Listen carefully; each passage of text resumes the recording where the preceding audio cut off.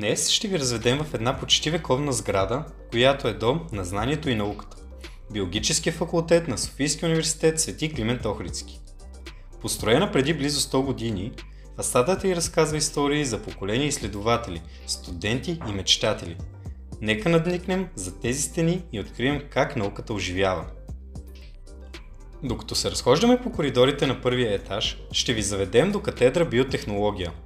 Биотехнологиите са научно-приложна сфера, която стъпва на знанията и постиженията на съвременните биологически науки за решаване на проблеми и създаване на полезни продукти. В катедрата може да се запознаете с работата на изследователите в областта на микробиалните биотехнологии, които използват съвременно оборудване като лабораторният биореактор за получаване на ценни биопродукти като ензими, пробиотици и други биологично активни вещества. Продължаваме нашата разходка и стигаме до катедра Обща и промишлена микробиология. За тази врата се крие модерно оборудвана учебна лаборатория, където студентите се обучават на микробиологичните техники. На специализирано оборудване, като ламинар бокс, се извършват ключови процеси като работа с новоизолирани микроорганизми, даващи основа за много нови микробиологични изследвания. Едно от самостоятелните звена на биологическия факултет е лабораторията по вирусология. Тук се провеждат изследвания и практически занятия, свързани с вирусите, от изолирането им, през изучаване техните механизми на действие и проучвания на нови потенциални противовирусни препарати. Потапяме се в катедра Обща и приложна хидробиология, където изследванията са насочени към водните екосистеми и техните обитатели. Лабораторията по експериментална ихтиология разполага с аквариуми за екс-сито размножаване на редки и застрашени риби. В рамките на Център за компетентност Clean Circle се използва конфокален лазерен микроскоп за изследване на микроорганизми като Escherichia coli в капка вода. Този микроскоп използва лазерен лъч, който преминава през пробата и колкото по-ярко свети, толкова по-активни са клетките, благодарение на оцветяването им с флуоресцентни багрила. Центърът за компетентност Биоресурси БГ е създаден с цел провеждането на научни изследвания и експертизи за устойчиво използване на националните биоресурси за разработване на иновативни продукти и тяхната реализация. Лабораторният комплекс е оборудван с най-съвременната изследователска апаратура за провеждане на изследвания и оценка на биологични активности на различни биологично активни вещества с растителен и микробиален произход и техните синтетични аналози, както и екстракти от лечебни и ароматни растения. Преминаваме към новоизграденият вивариум към Център Биоресурси БГ, където са създадени условия за задълбочени проучвания на физиологичните процеси в животинските организми. В него се отглеждат лабораторни животни като плъхове и мишки, които участват в научните експерименти, подпомагайки разбирането на физиологията на организма.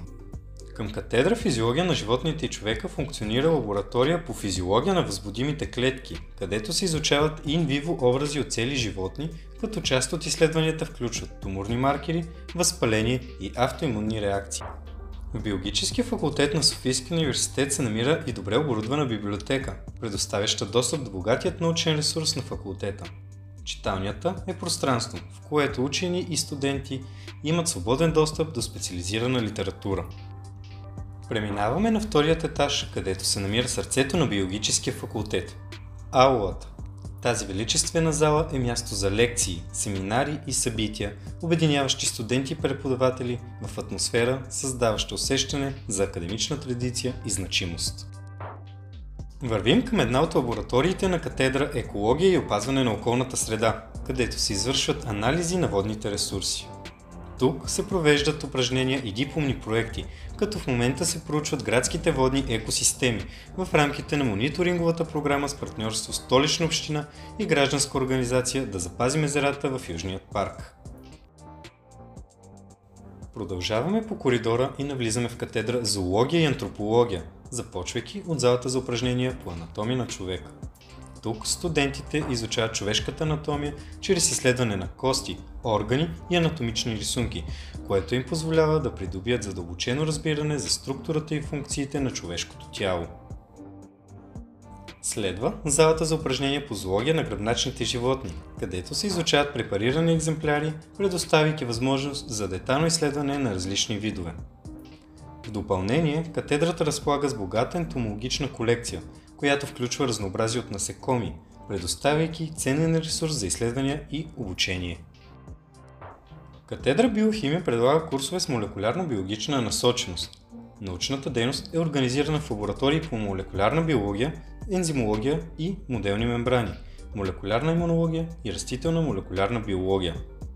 В тях се изследват процеси като ДНК клониране, геномно редактиране, клетъчна диференциация и репликация, както и молекулни механизми за автоимунни заболявания и растителен стрес.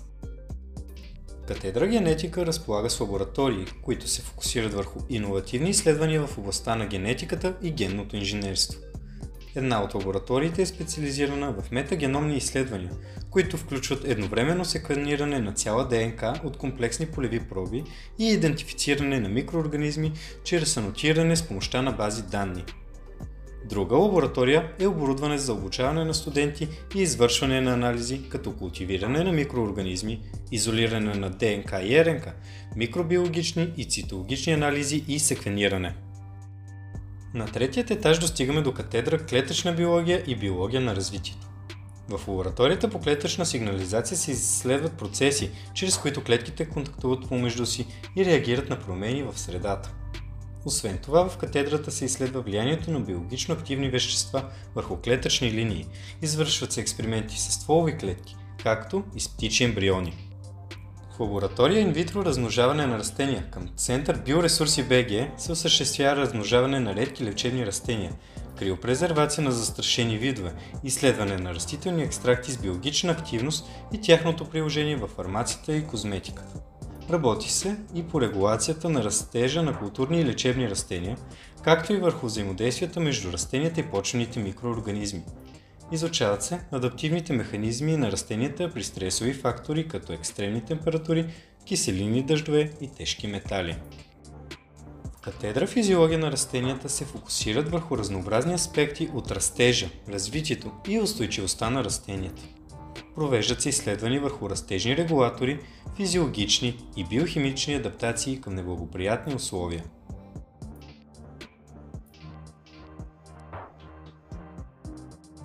Катедрата разполага с модерна оранжерия, фитостатни помещения и оборудване за работа с инвитро и екс-витро растения, което осигурява богати възможности за научни и практически дейности. След това ви каним да посетите катедра биофизика и радиобиология. Тук ще се научите как физичните закони обясняват възникването и развитието на биологичните системи, как радиацията влияе на клетките и защо е важно да не се прекалява с антиоксидантите. Катедрата провежда изследвания върху влиянието на електрични и електромагнитни полета върху биологичните системи, както и върху фотосинтезата при растения чрез иновативни флуоресцентни методи. Катедра ботаника при биологическия факултет е дом на уникалната водорасова колекция на Софийския университет, която съхранява богато разнообразие от водорасови щамове, събрани от различни местообитания в България. Това я прави ценен източник на научни изследвания и образователни цели. Хербариумът на Софийския университет е основан през 1891 година, най-старият и един от най-големите в България. Той съдържа колекция от десетки хиляди образци, които отразяват растителното разнообразие на страната и региона. В катедрата се разглеждат изследвания в областта на систематиката на висшите растения, като се разглежда тяхната класификация, еволюция и екологично значение. Лабораториите предоставят възможности за обучение и изследвания, включително занятия по анатомия и морфология на растенията, основополагаща дисциплина за студентите в първи курс.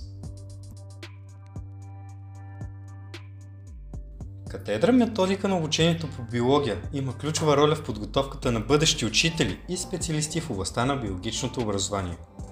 Занятията се провеждат в специализирани зали, оборудвани за практическо обучение, където се разглеждат иновативни методи за преподаване, съчетани с модерни технологии. Тази виртуална разходка ви даде възможност да надникнете в сърцето на биологически факултет на Софийския университет Св. Климент Охридски. От модерните лаборатории по биотехнология, молекулярна биология и биохимия, през залите посветени на зоологията, физиологията и ботаниката, до учебните пространства за бъдещи учители. Тук науката, практиката и стремежът към познанието се преплитат всеки ден.